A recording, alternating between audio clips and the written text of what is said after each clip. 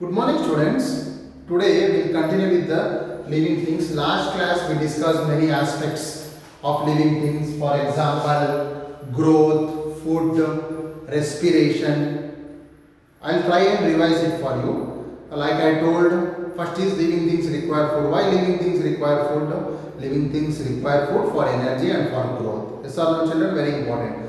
And there are many kinds of types of nutrition, the pros of taking food. For example, plants prepare their own food, but animals do not prepare their own food, they depend upon plants. That's why plants are called autotrophs and animals are called heterotrophs. This last class we discussed. Next is growth. What is growth? Growth is the process where organism increases in size and weight also. Different organisms show different kind of growth. How do we get growth? We get growth from energy by eating food. So food is very important, energy is very important for growth. The different organisms show different kinds of growth. Some organisms grow small, some organisms grow very big, for example elephant and all. So growth is different in different animals. Depends upon in what circumstance situations they are there. Okay, next we studied about respiration. What is respiration? It is a process where we get energy by breakdown of glucose in the cell.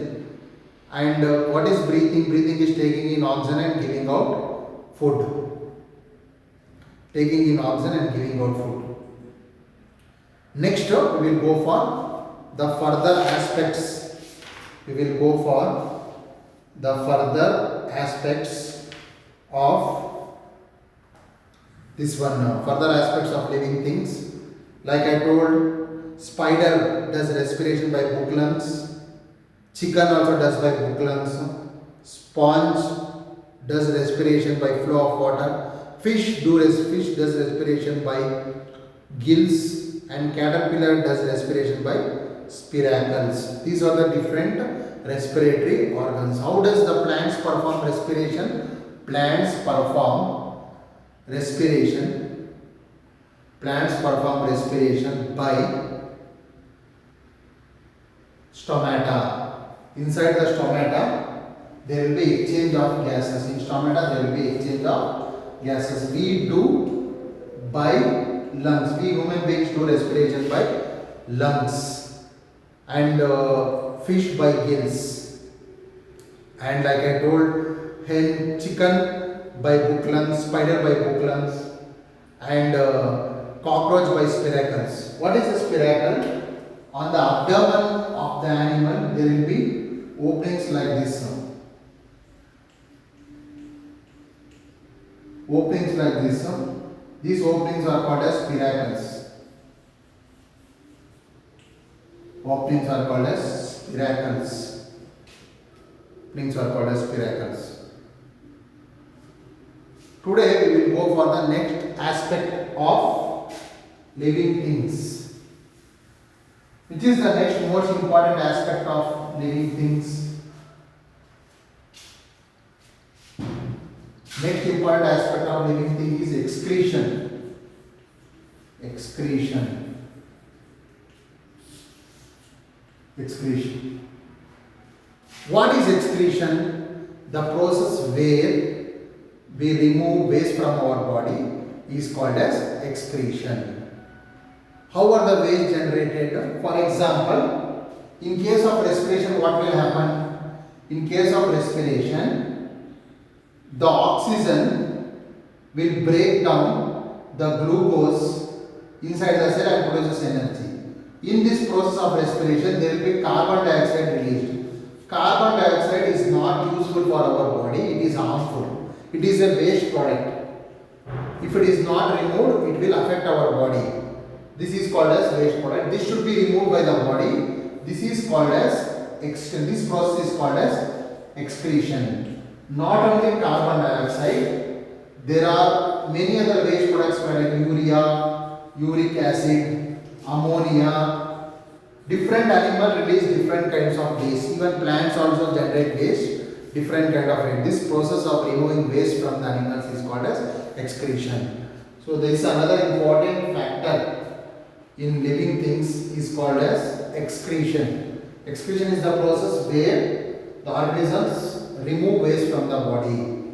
organisms remove waste from the body. Like respiration, different organisms release different kind of waste and they have different organs for excretion. We will try and find out what are those different methods. The process of eliminating waste from the body is called excretion.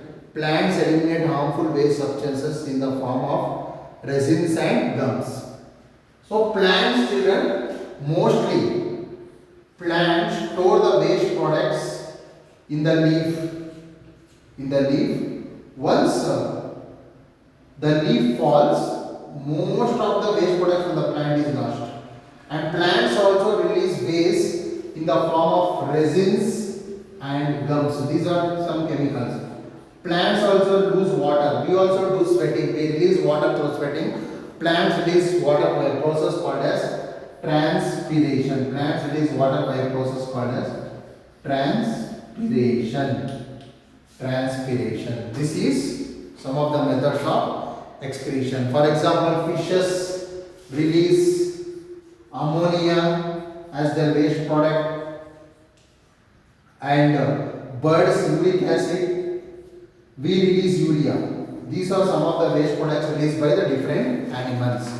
Like I told, birds will release uric acid, fishes will release ammonia, we release urea. Along with that, carbon dioxide also should be excreted. This is the process of excretion. This is the process of excretion.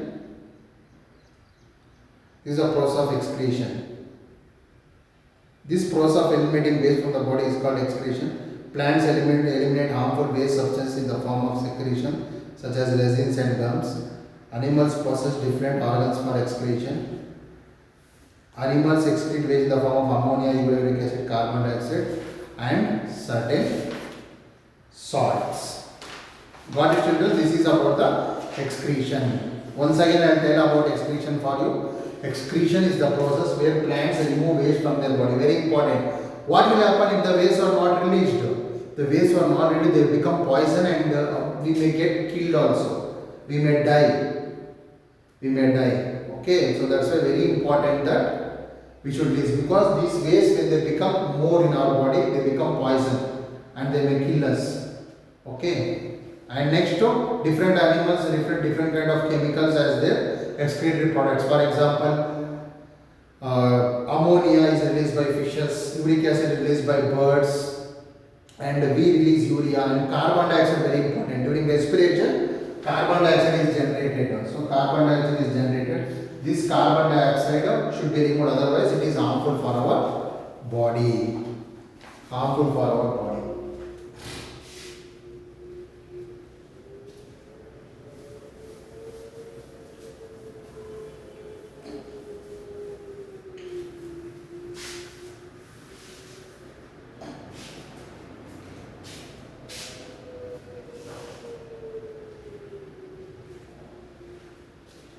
Next, children, the most important characteristic to find out or distinguish between living and non-living thing is, living things show movement.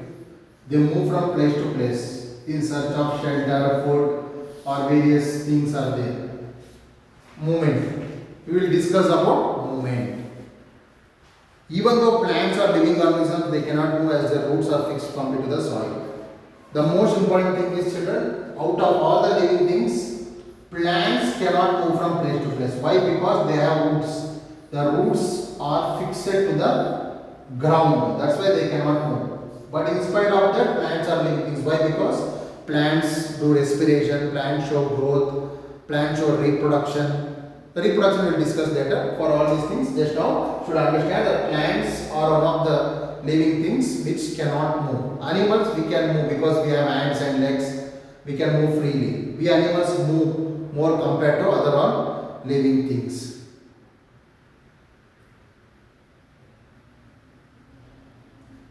And because plants cannot move, they have lot of strength in their cell wall. It is strong. The cell wall of plant will be strong, and it provides strength to plants in case of strong wind, rainfall, etc. Because plants cannot move from place to place in case of adverse condition. For example, too much heat, too much cold, too high rainfall, high wind will be there. No, in these cases, plants gets protected from themselves because they have cell wall. They have cell wall. What is cell wall? Cell wall is an extra covering that plant cell have, which animal cell do not have. We don't have cell wall. Animal cells don't have cell wall. Plant cells have cell wall. Plant cells have cell wall. Plant cells have cell wall. Animal cells don't have cell wall. Animal cells don't have cell wall. Animal cells don't have cell wall. Plant cells have cell wall. Animal cells don't have cell wall. Animal cells don't have cell wall. Opening and closing of flower is also a kind of movement. Movement of stem towards the sunlight is also kind of movement. Root grows towards that is also kind of movement. Opening and closing of flowers. The leaves droop at night and open during daylight. Plants, though they won't move from place to place, plants show the other different kinds of growth. What are other different kinds of growth? For example, stem of plant moves towards sunlight, grows, and the roots grow towards soil, and there will be opening and closing of flowers in plants, and there are some plants where the leaves droop or close during night and open during day. These are some of the other kind of movements shown by the plants. Like I told, animals move from place to place in search of food, shelter, to escape from climatic conditions. And plants cannot move like animals, but they can escape the climatic condition because they have a cell wall. Because they have a cell wall. Okay, from cell wall, because of cell wall, plants can escape from rainfall, wind, and it gives a lot of strength to the plants to stand for in a particular place for many years. And coming to other kinds of movements, which plants show, where the place where they are standing is stem grows towards sunlight, roots grow towards soil, and there is opening and closing of leaves in some plants. Okay, and opening and closing of flowers also is shown by some plants. Opening and closing of flowers also is shown by some plants. Opening and closing of flowers is also shown by some plants. Opening and closing of flowers is also shown by some plants.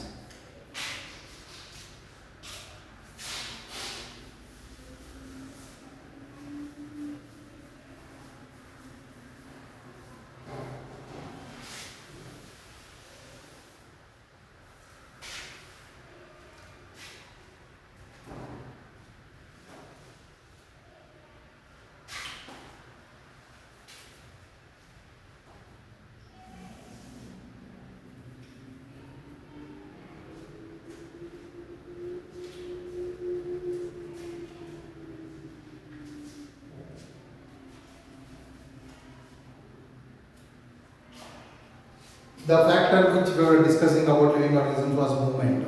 Once again I will revise it for you children. The movement. What is movement? Movement is where the animals change their position in search of food, shelter, etc. Plants cannot move from place to place because their root is fixed to soil, and to escape climatic conditions they have cell wall which is very strong. And coming to some other kinds of movement shown by the plants, the root grows towards the soil, and the stem grows towards the sunlight. This is one movement. And there is opening and closing of leaves in the day and in the evening in some plants. There is opening and closing of flowers. These are some of the internal movements which plants show. Plants is definitely a living organism. Next, I will go for another next criteria of living things, which is called as respond to stimuli. Respond to stimuli. Respond to stimuli. Respond to stimuli. What is respond to stimuli? What is response to stimuli?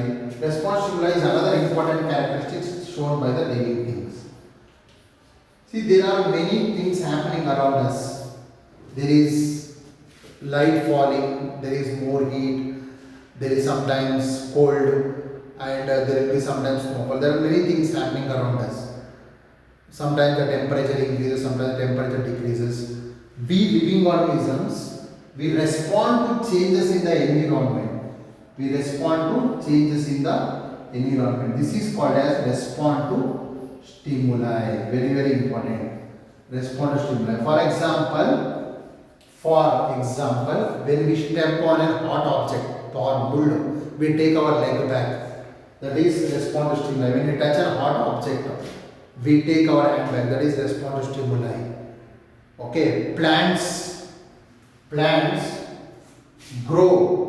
The stem of the plants grow towards sunlight. That is respond to stimuli. The root grows towards the soil. That is respond to stimuli. The root also goes towards water. That is respond to stimuli.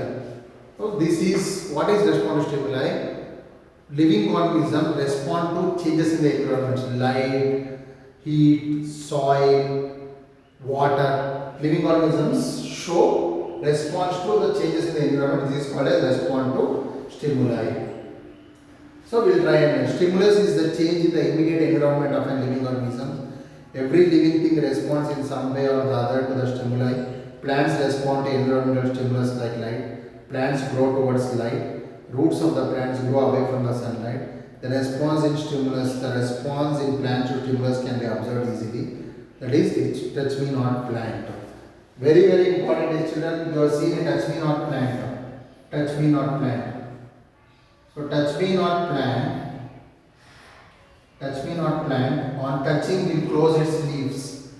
Why? Because that is respond to stimuli. It will lose water and respond to stimuli. It will lose water and will respond to stimuli. Stimulus is the change in the environment of an organism. Every living thing responds in some or the other way to the stimuli. For example, plants respond to environmental stimuli like light. Plants grow towards light. Roots of plants grow away from the light. The response in plant to stimulus can be observed easily. Touch me not plant. Some animals like cockroach respond to light. Some animals like cockroach respond to light. Like I told, there are many things happening in nature. For example, heat, light, everything is there. We living organisms, we respond to stimuli. That thing is called as respond to stimuli.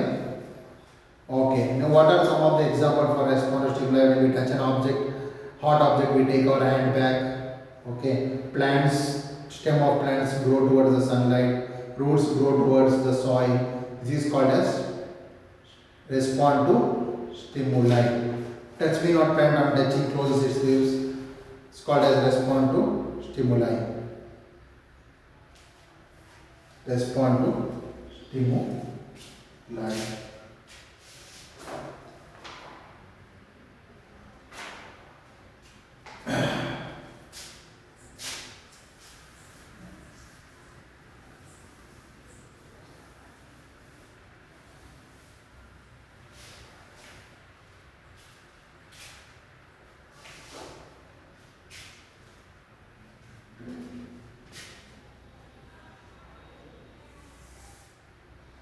Next criteria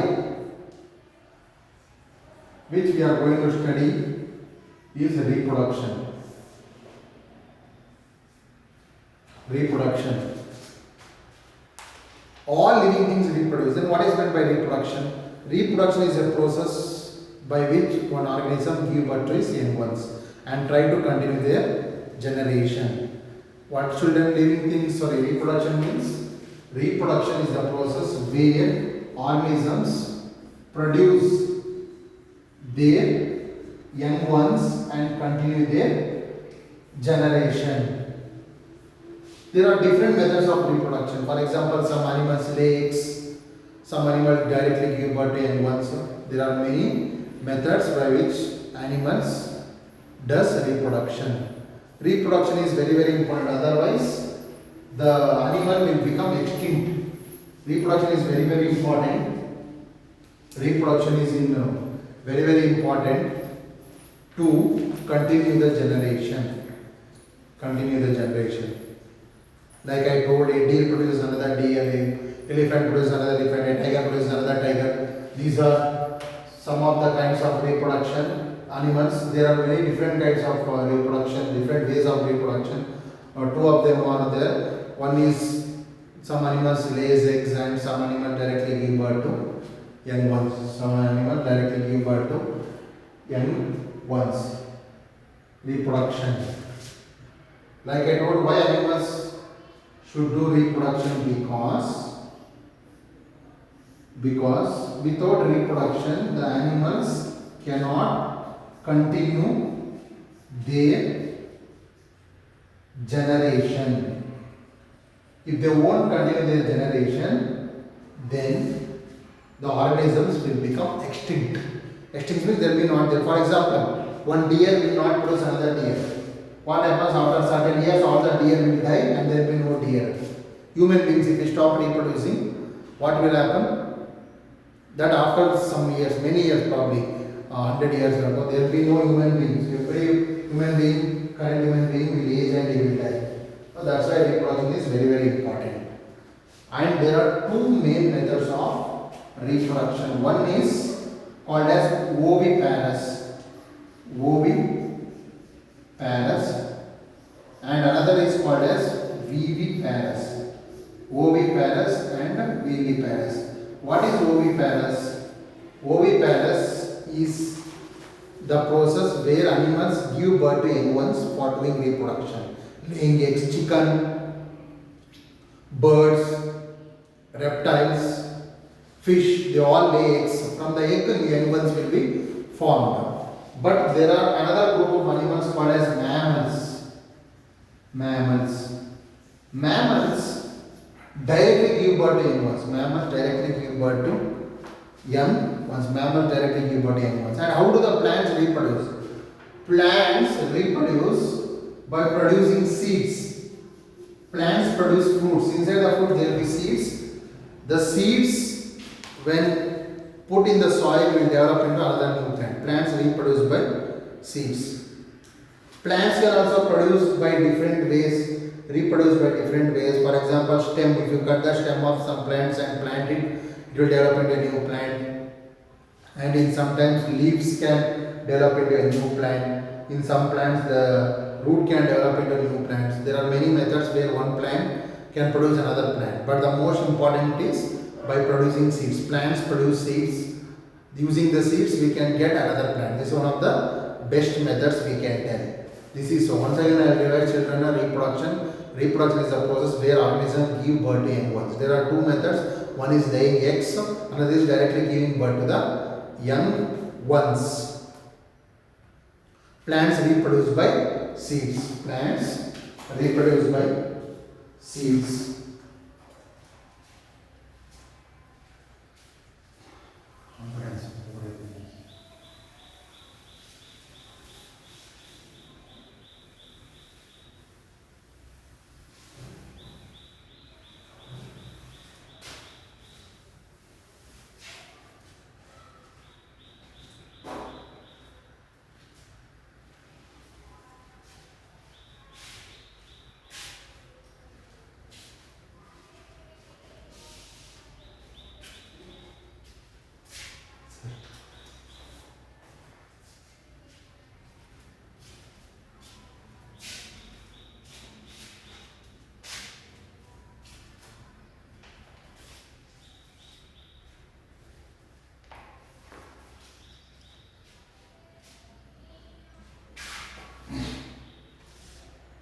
Next is factor of living things is living things die.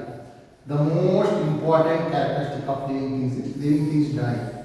Living things will take birth, will grow.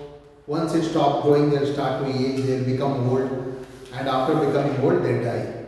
Non-living things do not die. Living things will die. So this is the most important and probably the last criteria of living things. Like I told children, living things will take birth and they show growth, and at a particular age they stop growing, and after that what will happen is they start to age, become old, and once they become old, very old, they die. This is the last and most important characteristic of living things. Living things. Living things can be classified. Living things can be classified into different groups. Which are the different groups? Okay, one by one I will take and I will explain.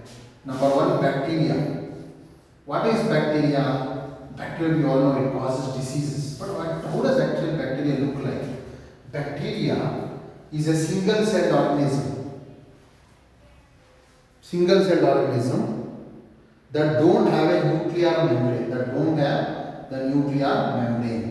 That means bacteria does not have a developed nucleus.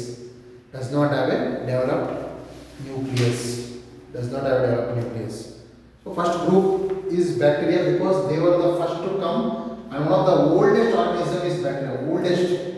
Before human beings came. Why before human beings? Before any animals came, there was bacteria. Bacteria was oldest. Before plants, before anything, there was bacteria. Before any animal, there was bacteria. Animals, there was bacteria. Next came protozoans. Protozoans. What are protozoans? Protozoans are single-celled organisms. That are a little bit larger than bacteria.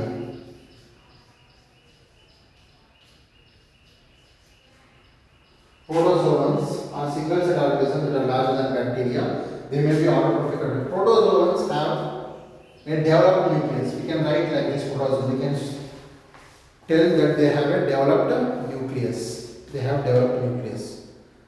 Next group, and coming to protozoans, they can be autotrophic also, and they can be heterotrophic. They can prepare own food. Some protozoans can prepare their own food, and some depend upon others. Even with bacteria also, some bacteria can be autotrophic and some can prepare their own food, some cannot. Next group comes protists. Chromists.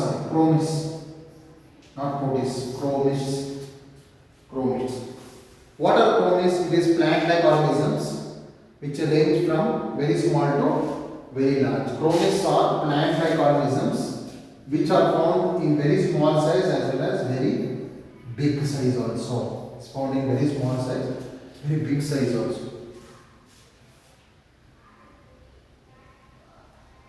What next group is? Fungi.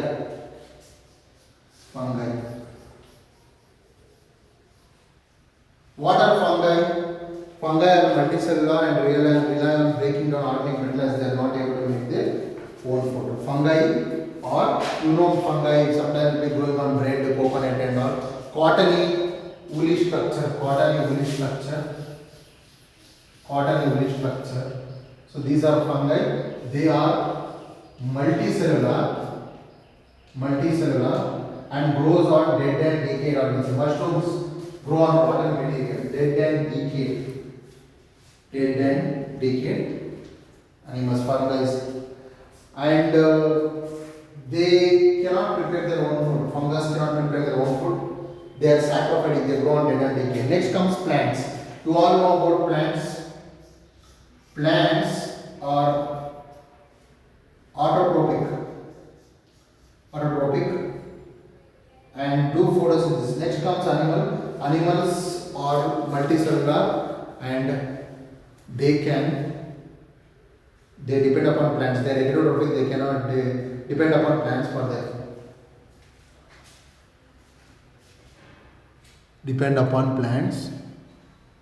for their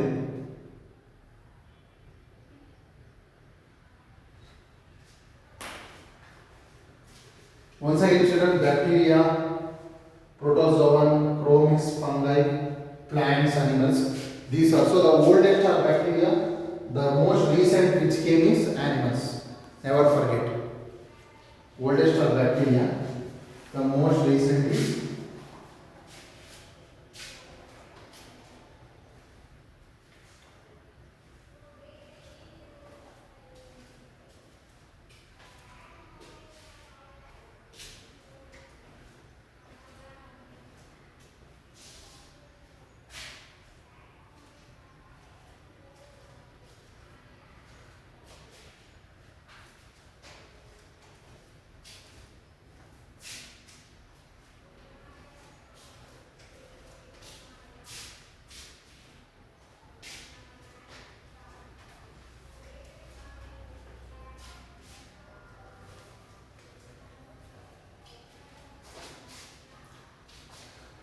Thank you, children.